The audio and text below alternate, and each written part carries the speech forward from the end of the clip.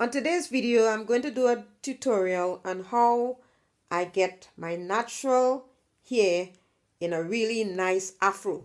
So I'm going to show you how I pick my hair and how I set my hair. So in order to do this, I have a pick, or also known as an afro comb. I have Jamaican black castor oil. I'm going to be using this. And also a postcard.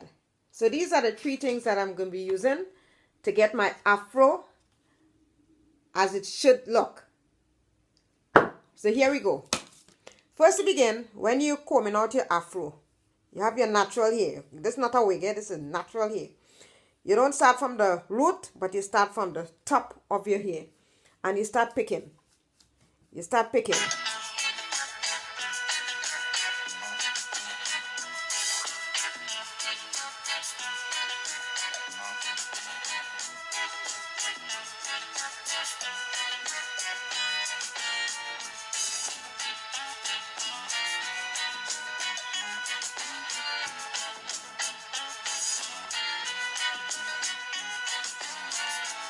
And then I add some in this.